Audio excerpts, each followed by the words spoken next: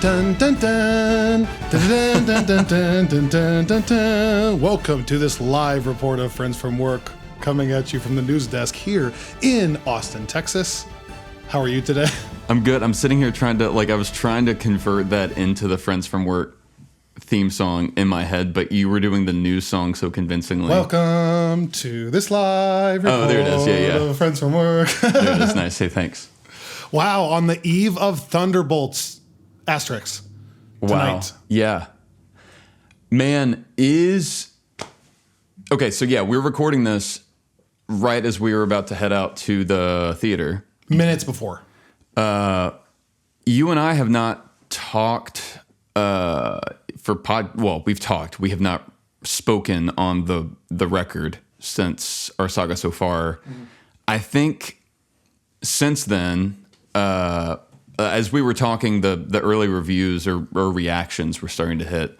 Am I correct that the movie has also leaked since then? I'm not aware of anything. I'm not going to spoil anything because I obviously don't know. I saw some people post that. I saw that at minimum a few key things were leaked. And so The second I saw that news, shut it down. Yeah. So since our saga so far, I have not opened that channel on Discord and I have not really been online at all. All I know is that people are really pumped and this has really good energy. This is you and I coming out here it always feels good to be out here. But this feels like, you remember the energy we had for our first one ever with Black Widow? That's kind of, honestly, it feels like a little bit. Well, it's also fun because it's sort of full circle. That was our first one together. Mm-hmm. That was our first Marvel movie ever together, I think. Even the Infinity Saga. I don't know that we ever saw any together. Maybe. But yeah, this is, like we talked about in the Saga So Far episode, which if you're listening and didn't catch that, we would recommend, because that's really our prep you for Thunderbolts episode. But like we said, this really is in a lot of ways a Black Widow sequel. Mm-hmm. So it's kind of fun that we're back here, and I feel like it makes sense that we're feeling some of the same energy. So today is kind of a bonus episode because, as Robbie mentioned, we have a Thunderbolts saga so far that came out last Thursday. That's 90 minutes, our full-length preview of it. But we wanted to tell you of a couple things. One, we got a chance to talk to the manager of Awesome Books and Comics, just the coolest guy. Yeah. And why are we talking to the manager from Awesome Books and Comics? Well, because if you're listening to this the week of the release of Thunderbolts, we're going to be live on Free Comic Book Day at Austin Books and Comics, Saturday, May 3 in the morning. And it's going to be a really good time. We're just going to be doing some giveaways, saying hi to listeners, talking about comics, talking about movies, maybe even doing an episode live from the little booth we have there. So we're really excited about that. And Joe is a perfect guest at the end of this episode to kind of set that up for people. Yeah, it's fun. So like people know, Austin Books and Comics has been my comic book store really going on 10 years now since I got back into comics. And Joe he's been the guy that I see once a week whenever I go in for the last year or so, which has been fun, which is why it's fun to find a local comic book store.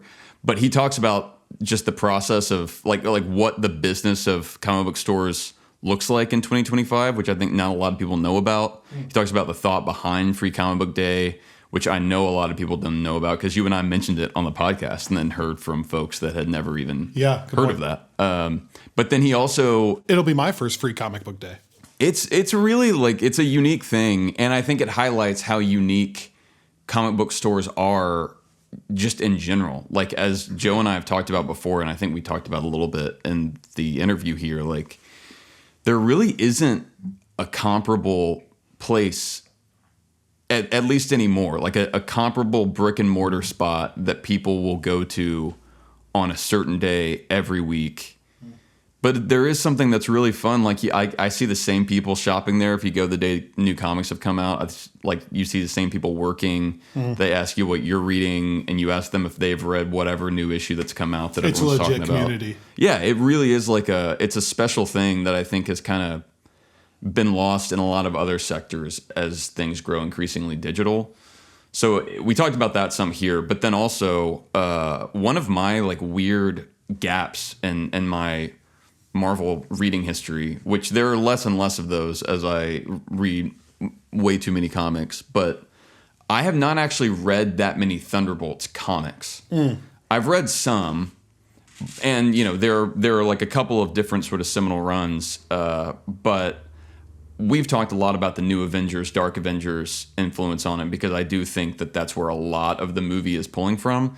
But what was great is Joe, in preparation for our conversation, I think he had already read a lot of the Thunderbolt stuff, so I asked him to kind of dig back into some of that, and so he gives us some high-level stuff on those actual Thunderbolts comics in the interview. So it gets your mind right for the event, but if you're not able to go to the event, it also gets your mind right for Thunderbolts. So another reason I wanted to quickly check in today, this is important enough that a lot of people have been messaging us this, so now I need to follow up on it. Daredevil, Born Again finished just a couple of weeks ago, finale episode. And I totally missed this. You totally missed this. Neither of us followed up on this, so my shirt's going to come in handy here. Have you caught some of these messages from our listeners about what we missed? Do you have any idea what I'm talking about? Is this the score? Yes. Yes. And there's been a little bit of almost controversy with this because, so just for people who don't know what we're talking about, in the Born Again finale, there's a scene where Matt and Karen are kind of above Red Hook and they're looking down at a bunch of bad dudes and some ships and stuff. And Matt's thinking about going in there and Karen's like, you're just going to die. And she kind of talks him out of it. And there's a point where he says, we can win this. We can take our city back. We need an army, essentially. Yeah. And here's the point. When he says we need an army, really faintly in the background, you kind of hear a hint at Spider-Man's theme. Da, da. No. Hold on. I was about to do the video game. Dun, dun, dun, dun, dun. Right. But it's like, yeah, with one single voice. And I think that's why we missed it. It's really quiet, but enough people messaged me. And apparently some people on TikTok have like taken the score, like turned it way up to just that section. And sure enough, it is those like 4 or 5 notes or whatever it is. And then the Newton brothers in an interview apparently confirmed that that was the case, that they snuck that in there. Oh, so wow. It's not just hearsay. They then said, we did do that. But the controversy comes, my understanding, and someone can fact check me on this, is that the showrunner, Dario, like, I don't know if he like approved it or not yet. Like they did it, and then he was like, I don't know if they should have done that or something like that. I think that's my understanding. But that they did come out and say it happened, and then somebody from the team was like, well, easy, Yeah, I mean, that's really interesting because how I feel like I'm like stepping back here. If the Newton brothers knew that Spider-Man is going to be in season 2 and that was pointing towards that, I feel like they would have been really careful before sneaking something in because they would know that it would blow up, right? So it almost makes me think like if they did sneak that in and if it wasn't formally approved, then or maybe it has been approved or and they were everyone just else is Easter egging and joking around. Yeah. I mean, but then it's the other strange thing to me is like watching the scene again. I see what people are saying, like he's talking about the army, but also like it's not a clear enough tie to me, like in that conversation, like where it actually hits. I feel like if they were trying to show that more directly, there was even like a different placement in that conversation with Karen, like right after he says army, where it's like, or like everyone in this city needs to stand together, cue the theme. It feels more like it's just kind of like being dropped in there. I don't really know what it means, to be honest. But obviously it was intentional to some degree. So either they knew what they were doing, in which case they had to have guessed that somebody would pick up on it. Or they were just screwing around, in which case, I don't know if you get in trouble for that kind of thing. I'm curious what their exact, like... Yeah, fact check us out there. Yeah, like, what did they Not confirm, I wonder? No, I'm just curious now. Now I want to see. Because I'm just like, if... That feels like the one thing that you don't do in Marvel World unless you kind of know what your clearance is. Can we just also back out and say, if they knew what they were doing and it is a hint, it's the coolest thing ever? Oh, for sure, like, for sure. Like if yeah, it actually yeah, does yeah. come, it's more that we're just reserved because we want it to happen so bad, and so if it doesn't happen, Oh yeah, no, it's like I would love it. while he's looking that up, I'm gonna say that we are on our way to the theater in a few minutes here when we shut this down.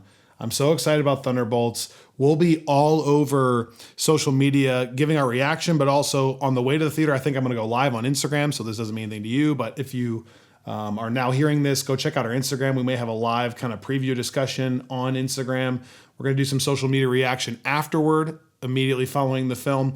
And if you're still in the avoid all spoilers, any kind of reaction phase, then you can still go to our YouTube channel and check out our screen recap, which is an 11.5-minute video we put together. Robbie wrote, I narrated, of all the clips from the different old movies and everything you need to know about these characters before they show up on screen on Friday. And so check that out. Get your mind right, because we are getting our minds right. I'm about as into the Thunderbolts world as I can be.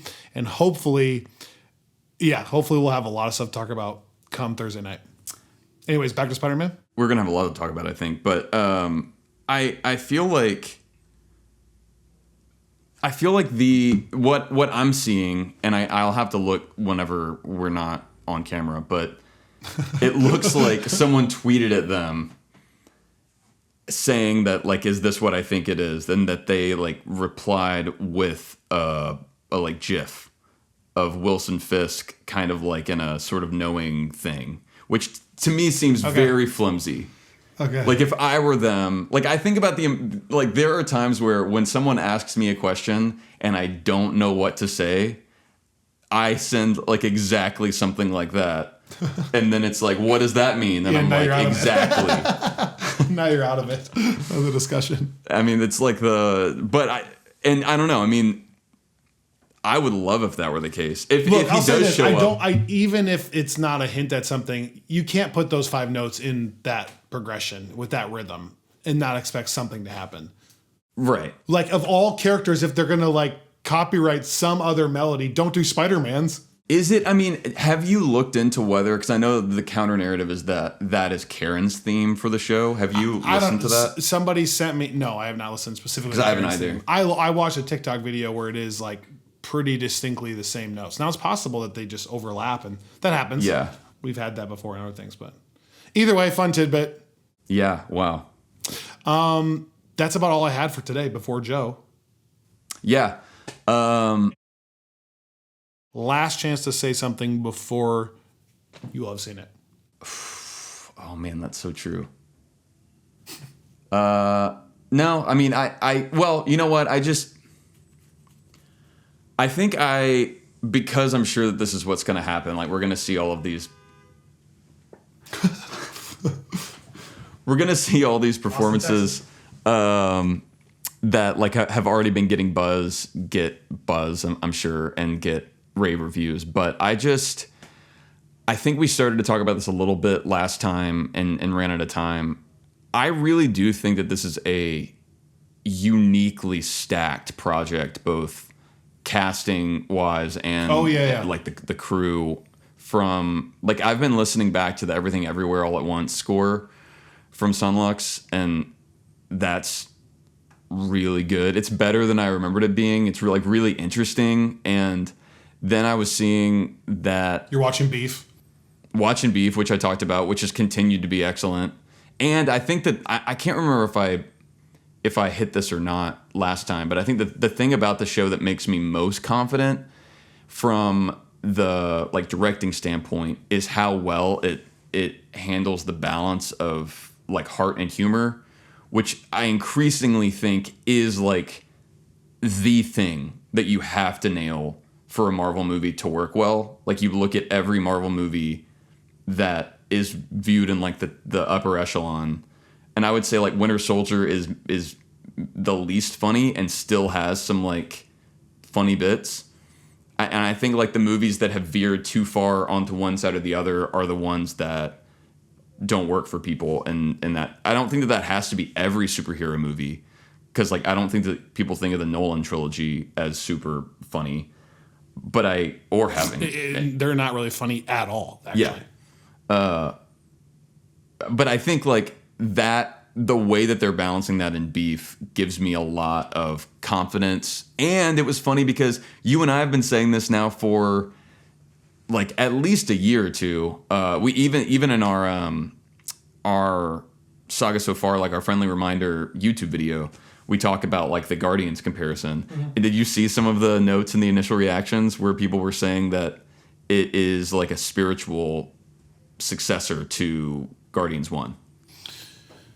I didn't see that, and I don't want to verge on spoiler territory here, but just if you want to know nothing, I guess maybe stop listening. But I saw a lot of people praising how it handled some of the heavier material, which actually gets me more excited than anything.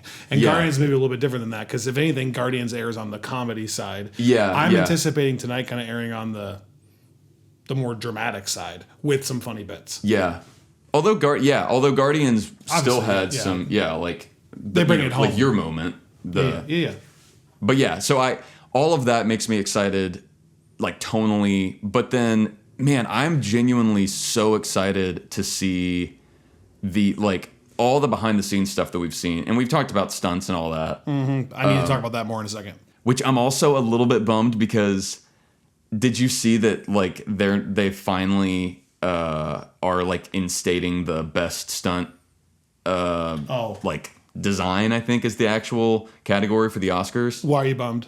I'm bummed because it's not going to actually be in the show for another couple years. Oh, so Thunderbolts and I feel like Thunderbolts could, based on all the stuff that I'm seeing, be a legit contender. The cinematographer from something else too, right? What am I blanking? The cinematographer from The Green Knight. Yes. Which I like. Looks amazing. And Jake, the director, shared one Instagram post where he said, trying to make a movie, I'm gonna get this wrong, like as in camera as possible, and it was like a highlight reel of all his like behind the scenes footage. And the behind the scenes footage for me was so it's so, it gets me more fired up than anything, because I've died on this hill of like practical effects and locations, like sets and locations, like set on location. I mean, more than anything, it's a huge reason why I was a fan of that aspect of Eternals. And why I think that aspect of Eternals looks so good. Mm-hmm. And he posted even a little downtown shot. There's some obviously props and stuff made so they can blow cars up and whatever, but it still was like in like a downtown, and they posted a thing from the desert, and it's like just them in the desert. And then he them like chasing some of the shots in a helicopter and filming that, and the jump obviously off the building. Actually being that they actually blew up a building for that scene in the trailer, blew up a floor in a downtown thing. I missed that. Yeah. So much so that there were some jokes in a fun way, lighthearted, about the other way, like cinema's back, about 100 people died. Hope everyone's happy. But anyways, it does actually get me fired up that they took that conscious of approach. So I am. Here's the thing. I am trying to, and I think it's good for our audience to remember this, I'm trying to go into the movie. Like, I went into Brave New World with pretty low expectations, and it met them, and so that was fun. I have really high expectations for this movie, but I'm still trying to go in not carrying any kind of weight. I don't want to go into this movie thinking it has to be a massive doomsday setup, or there has to be cameos. Or, like, I think I'm in a good spot where I have such high expectations, but I don't think I'm going to be disappointed, because I don't know, maybe it's because it's kind of not fringe characters, but it's not like Iron Man, and that maybe I can't be disappointed in what they do with those characters. Like, I'm not invested enough, but I think I'm so confident in the team behind the film that I just don't think I'm going to walk out that way. And I hope that everyone can go with that mindset. Like, not going in to judge it, going in to realize, like, we only get 3 of these this year. Let's have an awesome time. And it's getting amazing reviews. Like, let's just enjoy it for what it is. I do. I don't even want to get into bold predictions, because I don't, none of this is like, none of it would be educated by anything other than like our own hunches based on prior stuff, not on like any rumors. But I still don't want to like get anyone's head in a certain headspace. Right. But my heart will skip a beat if somehow Dr. Doom shows up in the post-credit scene. That would be crazy. But I do think it's there. I'm vulnerable. It is like, I think what's interesting about this, like my headspace going into it is, on the one hand, I think it's got a lot of that like Guardians energy where it's like the stakes feel a little low and it feels like they're letting people just like do it the way they want to do it and have fun. Like, and I don't just mean the director or like the folks behind the camera. I also mean like the cast, like with Florence Pugh talking about really pushing Feige to like let her do a lot of this stuff practically. And so like it has that kind of like, we're getting to do what we want in a way that maybe you can't quite do on like even like Civil War, you know? But on the other hand, like it does feel like it could be closer to Civil War in terms of the like ramifications for the ongoing story, just because like almost by necessity, we've talked about this. It's Fantastic Four and Spider-Man, and those are the only other movies other than the final Avengers movies that are. So it's like I think it's going to be largely self-contained, and then there's going to be a crazy tie-in, not just like a little mention. There's going to be some. Yeah, I think like bombshell towards the very end, or maybe it's the post-credit sequence, something. And I don't know that. I haven't seen anything. I promise. Arisham's coming back. Yeah, that's what it is. But I think it's going to be mostly about itself, and then there's going to be enough to be like, oh my gosh, not just like a tacked on one either. No, I think that's right. I think that they're going to want, because of the way they've marketed this movie, I feel like they want people to feel like you can enjoy it without it being heavily soaked in MCU lore. But again, I also think that they have to want to move the ball forward in some ways. And I have seen certain things where people have talked about it, like feeling like it's like it is significant story-wise, like for the overall narrative. So I'm excited. I am really excited to see the cinematography though. Like not just because of the Green Knight, but also his work on David Lowery's other stuff and his Moon Knight stuff. Like I think all of it makes me excited. Okay, we got to go. We're going to be late otherwise to the movie. Be sure to stick around and listen to Joe. It's about like a 20-minute interview. It's a great discussion. And then we'll see you back here after you've seen Thunderbolts for our initial reactions episode. And if you're in Texas, come say hi on Saturday, May 3 in the morning. Austin Books and Comics live. We're hanging out. We'll see you then. Listen to Joe. We'll be back.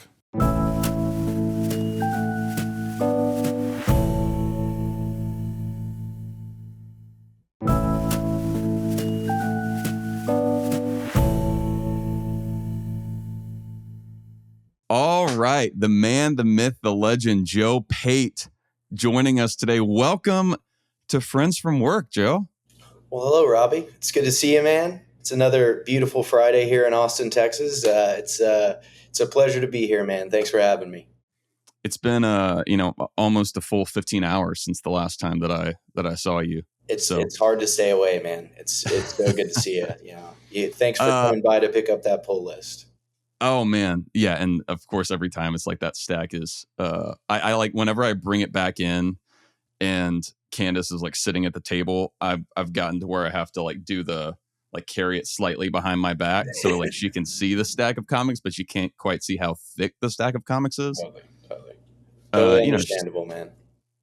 Mechanisms. But people that have been listening to the show for a long time, know that my story is like Austin Books and Comics is pretty crucial to my development as a comics reader. I grew up reading trades because I didn't really have any comic book stores near me. And then I feel like a lot of people were this way. I kind of fell off comics late in high school and early in college. And then as I was getting out of that, as I was starting law school in Austin and I needed something that was not a case book, I saw Austin Books and Comics right near where our house was at the time and went and just started with Bendis's Avengers Disassembled because someone had told me that was a good place to kind of pick back up with modern Marvel. And I started there and started reading forward and eventually caught up and have now basically been going weekly to the store ever since. So a lot of folks have heard about Austin Books and Comics without ever really having much context for what that is. You are the manager of Austin Books and Comics, but that's a relatively I say relatively recent. Is it coming up on 2 years now that you've been at the shop? It's coming up on 1 year. Free Comic Book Day is going to be my 1 year anniversary. Wow. Okay, that's crazy that it's not even been a year yet, because I feel Yeah. like so much has happened since you took over. Well, thank you. It's been a lot of fun. I've been, it's an opportunity to fly the Millennium Falcon, right? This is a 50-year-old comic book shop, Yeah. easily one of the best ones in the world.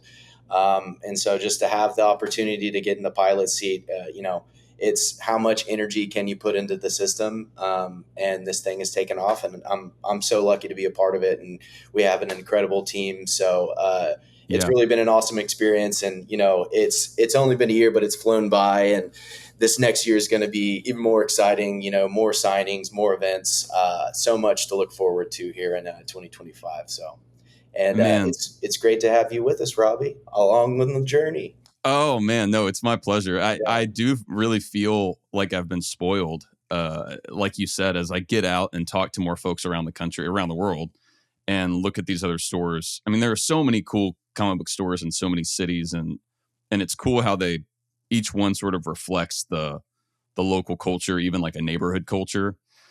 But I don't think I realized how lucky I was that Austin Books and Comics is the store that I just happened to stumble into. It was just the one in my zip code. And I'm now realizing that it really is like, yeah, it is the Millennium Falcon of comic book stores, which is to say, I think it's like our folks would maybe be interested to hear how you wound up working at the store, because you went to UT, Right. to University of Texas here. That's right. Are you from the Austin area originally? So I'm originally from Fort Worth, Texas, and so your experience with comic book kind of mirrors mine.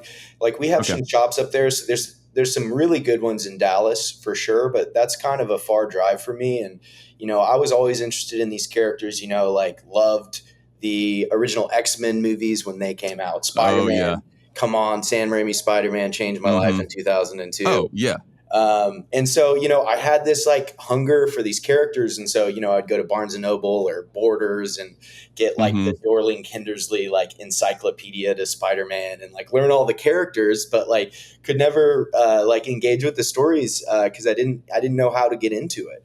So, I had those I books. started with trade paperbacks too. And eventually, I got my hands on Alan Moore's Swamp Thing run, which is, one of my Oh like favorite runs of mainstream comics. And it just like completely blew my mind. It's like everything comic books could be, should be, yeah. like it is really an incredible medium. And it's like discovering movies for the first time, right? It's like opening a door in your brain to this whole world of, creativity and storytelling and artwork, and escape, Yeah. like I found myself back into comics, going through like hard personal times. You can always come back to these stories, Yeah. and artists you like, writers you like, and themes that make you feel better about the world. And ultimately, like, this is really important stuff. Comic books help people, and I really believe that. And so that's why I'm so passionate about this, and I'm trying to get as many comic books into as many people's hands as possible, because it's a Yeah. community that gives back so much, and I'm just lucky to be a part of it. Well, and you and I have talked about before how comic book stores really are a unique thing in at least in kind of modern America. Like I can't think of another spot that you visit routinely on a weekly or at least like several times a month basis and see the same folks to pick up a physical thing. Like, you're not, we have great bookstores in Austin, but you're not going to kind of get into that rhythm going to a bookstore in Yeah, the same way. And there's not really another place to find something that's coming out episodically, which lends itself to that rhythm, but also to building the community within the store. So it is a very different thing once you kind of find yourself in a spot where you can go and pick up these single issues as they're yeah. coming out, hear from the people in the store what they've read, what they haven't read, what they're hearing. Totally. It's a community, right? Like, Yeah. it is such a special thing.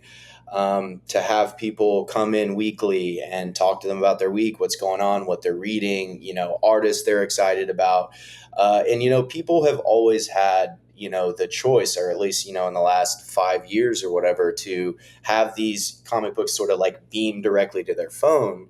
And I'm always encouraged by how many people just want to get out and do something in their day and have a third place that's not home, that's not work. They can come in here and talk about their passions. We can talk about Power Rangers. We can talk about Ninja Turtles. If you want to talk about Venom, I can go on and on about all sorts of stuff. So it's really a special place for people to be themselves. And it's a big tent. We want as many types of people that are, interested in these stories as possible. And, like you said, stores kind of reflect the city or neighborhood that they're in. I feel like Austin Books reflects Austin in an incredible way. We have a really robust independent section, consignment books, supporting a lot of local creators. So, this is a special place for everybody. And I'm really excited to be a part of this Free Comic Book Day. It's going to be the biggest one ever. So, man, okay, so yeah, that's the perfect transition. We've talked about on the show already, and I know we have some folks across Texas coming in to join us. Kyle and I will be at Austin Books just over a week from now for the Free Comic Book Day celebration. But as we've already heard from some of our listeners, a lot of folks were not even aware that Free Comic Book Day was a thing. So I was hoping you could maybe talk a little bit about what that day is meant to be, what it looks like at Austin Books, and kind of what folks can expect generally if they're going to try to go out next Saturday and be a part of that somewhere. Absolutely. So you use the word celebration. Like it's a celebration of comic books, of our community, of these, heroes and worlds that we've loved all our lives. And so Free Comic Book Day started in 2002. A guy named Joe Field in California at Flying Colors Comics saw the increase in interest in comic books and superheroes as a result of X-Men came out in 2000 and then Spider-Man in 2002. So in the lead up to Spider-Man, Joe Field came up with this idea to have a Free Comic Book Day. To, it's an event that's for families, right? It's meant to be like a kid's first comic book. Or, anyone that hasn't had a comic book before, come in and have it be this celebration to get a free book in your hand and experience this community that we've all loved for so long. And it's done so much for us that, so the first Free Comic Book Day was on May 4th, 2002. So the day after Sam Raimi, Tobey Maguire's Spider-Man came out. Wow. So the history of Free Comic Book Day and Marvel movies have always been linked. So, it's really cool. The thing is Free Comic Book Day has also been important in comic book history. Like big things have been released on the day. So, like Secret Empire in 2017 is where it was revealed that Captain America was like working for Hydra. That famous panel of Hail Hydra, Steve Rogers saying that happened. And Secret Wars happened started in 2015. So, Free Comic Book Day. Yeah, Free Comic Book Day is also important for the stories in comics. But here at our shop this year, it's going to be like a huge celebration. We're having snow cones. We're giving away prizes at all 4 of our stores. We have 4 stores. So there's going to be something for everybody here. And yeah, we're having great signings. Ngozi Ukazu, the writer of Barda, is going to be in the house. She's from Austin. She's an incredible person. We're so lucky to have her, and we love Barda here. That's definitely a book that we try to get in people's hands as much as possible. I need to pick up that book, actually. Yeah. And then David Marquez, the writer on Uncanny X-Men and also many other things. He's a legend and one of the best artists working in comics right now. He'll be in the house signing stuff. So there's going to be so much stuff, but really the goal is to reach as many people as possible. it's an awesome way to spend a Saturday with your family, with your friends. Bring everybody. There's a line wrapping around the building, and but there's plenty to do. It'll be a really exciting event. Come in costume. Like we try to encourage people to be themselves and take it as an opportunity to wear your cosplay and put on that Winter Soldier arm and Yep. really go for it, because this is the most wonderful time of the year in the comic book world. So we're trying to make it as big as possible.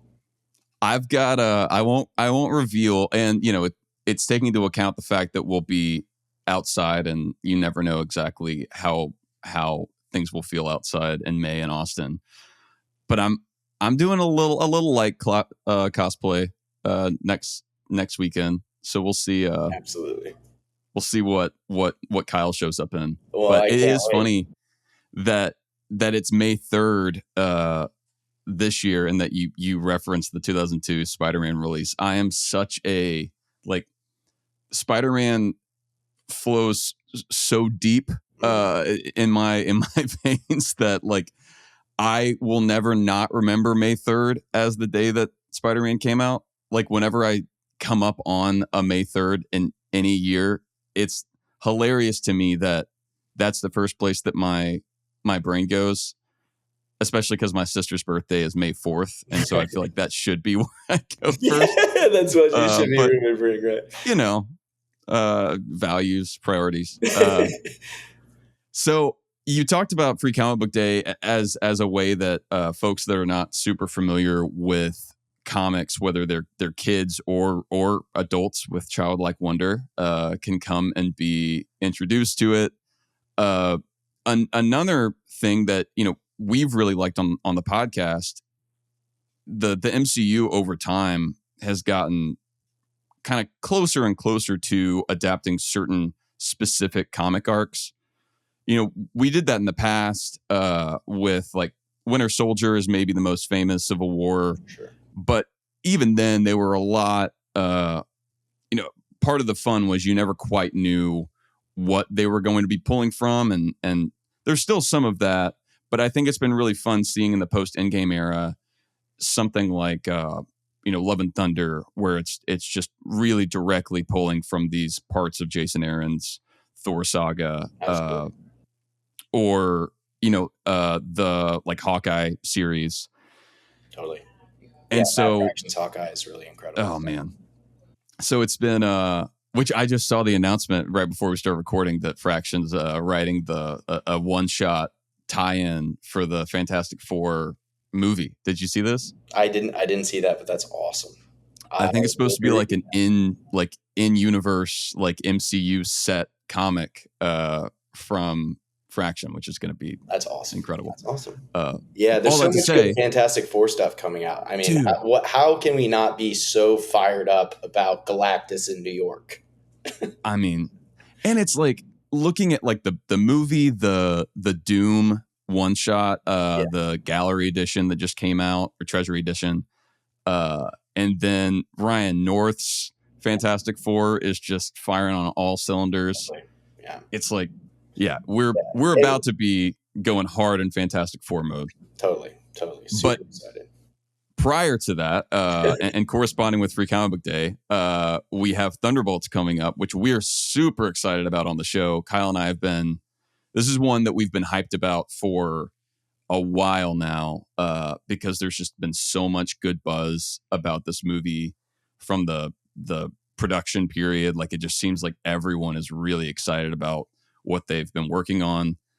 And, the comic side of Thunderbolts is unique because in a lot of ways they're pulling certain things from Bendis's work on the new Avengers, Dark Avengers run, like Avengers Tower showing up, Sentry showing up.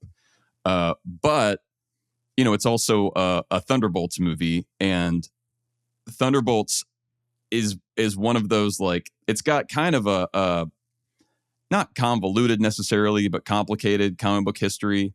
And I thought it would be helpful if you could maybe talk a little bit about what folks may look for, or what folks can expect in the movie potentially from a comic book perspective, but also like if you have any recommendations for specific comics that folks might want to pick up as we get closer to the film. Yeah, absolutely. So the Thunderbolts are obviously a team of anti-heroes, nay, even villains, maybe. Wow. They draw a lot of comparisons to Suicide Squad, right? And, Mm-hmm. is like Fontaine and Waller sort of analogous there. But I'm really curious to see the direction that the film takes it. Because there are a lot of different like shades of the Thunderbolts. Like, Kurt Busiek's original thing, we thought we were going to be introduced to a new team of heroes, and it turns out, it's Baron Zemo and his like, Yeah. his evil crew, of course. And then, it kind of came into its own during the Warren Ellis run. A lot of that stuff, like these Thunderbolts stories, are about redemption, right? It's like, is redemption possible for a villain? And like, how much do you have to do to come back from what you've done? So I think we should expect a lot of really like powerful themes about redemption. And also, this is a team of anti-heroes and villains. So, there was a great line in the Deadpool Wolverine movie from Colossus that talks about, you have to be a hero for a few seconds, right? Like being a Oh, hero yeah. is about choices. So Yeah. the Thunderbolts are constantly a team that is having to face situations and then make choices, right? Moral, immoral, good, bad. And how Yeah. does that relate to, their own redemption? Do they want to grow and change, or do they want to fall back into, their old ways? So I'm definitely Yeah. curious to see how far they take the redemption of some of these characters, but also sort of the steps backwards, right? So that's kind of the Yeah. interesting thing you can get with like a villain centric movie. But I mean, I'm super excited about all the filmmakers involved. I know we discussed it before, but there's some Yeah. really talented people on this picture. So I have high hopes for it, and like it should be fun. Like I love anti-heroes, and I love all the Yeah. actors and actresses in it. Florence Pugh is amazing. Sebastian Stan is having a real year, and of Yeah. course, who doesn't love David Harbour? So Yeah. the super serum Russian Red Guardian. So I'm glad that you talk about the kind of the lines there, the morality questions, because I think one thing I really like about Thunderbolts, specifically the incarnation I think we're getting in the movie, you have these characters that they've done bad things, but a lot of them, it really feels like they were just dealt bad hands. That, like, you look at the Avengers, and obviously, your classic kind of hero, Batman, Spider-Man narrative, like everyone has the tragic backstory, but you also kind of see where they've been put in a position to succeed and to be the heroes and be the good guys and be rewarded for being the good guys. And then you look at these characters like Yelena or Bucky, who never had any control over their life. They literally had no control over their lives. right. So now they have this lifetime of guilt for things that they didn't really do, but they'll always be associated with. Right. Yeah. And And so totally it is. talk about redemption, Yeah. Bucky Barnes, like like what can you do after, a life of political assassinations, right? And like Yeah. destabilizing nations. And, like these were operatives in, there were tools of evil forces. And, they're trying to find their place in their way. And these aren't bad people, right? Like we know these characters and we know they want to do good, but they obviously have a track record of a lot of bad things. And, it's like US agent, like he Mm-hmm. wants to do a good job as the new Captain America or whatever, but he fails at that because he has some flaws in his character, and those are the kind of characters that have always been really interesting to me too. It's like You know, Yeah. like is it a tragedy or a comedy, right? Do they Yeah. overcome their flaw and grow as a person, or do they, you know, fall victim to their own character flaw? So I think we'll see a lot of these characters go both directions in it. So I'm curious to Yeah. see, you know, heck, I don't know, is Daniel Bruhl going to be in it? Is Zemo going to make a secret cameo? I don't I know. would love a Zemo cameo. I would love a Zemo cameo. My you know, I do think you're right. There's something. I mean, I'm a huge Captain America fan, and Kyle and I for the longest time kind of had a Team Cap, Team Iron Man thing going, and so I'm not. This is not blasphemy against Steve Rogers, but to your point, there's not much in Steve Rogers that is relatable. Like you don't. It's like Superman. Like you don't. Totally. You don't like that's the character to Perfect. bring out the best of us, that inspires us. It's not the character that we see ourselves in. Right. You know, it's part of the power of like Spider-Man on the one hand, but I think in some ways even more so with characters like this, where like no one is perfect. No one's done everything that they wanted to do in their life, and they wish that they had done certain things differently. And so it is important to see that there are moments to potentially go a different direction. Totally. Absolutely. Right. Like it's a foregone conclusion that Peter Parker, that Steve Rogers, that Clark Kent are going to do the right thing. Right. And that's not what real life is. So, you know, like that's it, you know, it's going to be really interesting to see these characters faced with challenges, and then, you know, what their choices are, because every single one of those decisions, you know, determines whether, you know, they're a hero or a villain. Right. Yeah. Yeah, no, that's a good word. Okay, I have one more Thunderbolts question for you before you go, and this is off the cuff. One thing that I've wondered, you know, we had Thunderbolt Ross come back, Harrison Ford in Brave New World, and obviously that, you know, he's now kind of off the table, at least for the moment, but he's also kind of got the Hulk stuff in him still potentially. Yeah. Do you feel like the Thunderbolt of Thunderbolt Ross will come into play at all in the Thunderbolts movie, or do you think that is all just a strange coincidence? I don't think, you know, in all my years as a detective, there's no such thing as coincidence, Robbie. There it is. So, yeah, I wholeheartedly, I mean, and like, I loved Brave New World, but I felt like I could have used some more Red Hulk action. We all could have used a little bit more Red Hulk. So I would love to see, you know, Red Hulk deployed in some way, you know, if it's not in this movie, you know, I'm sure Harrison's busy, but they could just, you know, CG Red Hulk him in there.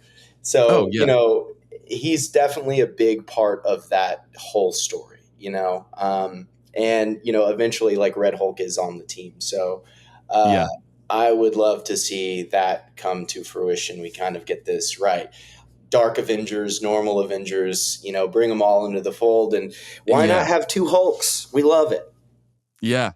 No, I mean, it would be perfect. Yeah. As we're kind of seeing you're already seeing some stand-ins, you know, developing with the current lineup there. So that would be fun.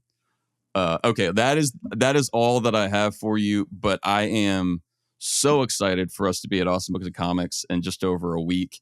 And I'm so excited for Free Comic Book Day.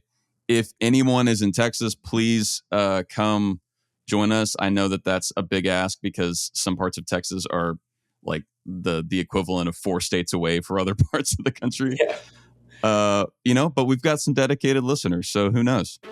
Yeah, it's going to be a huge celebration. We're going to have snow cones. We're going to have free books, all sorts of awesome prizes. Come in costume, bring the whole family. It'll be an amazing event. So thank you so much for having me, Robbie.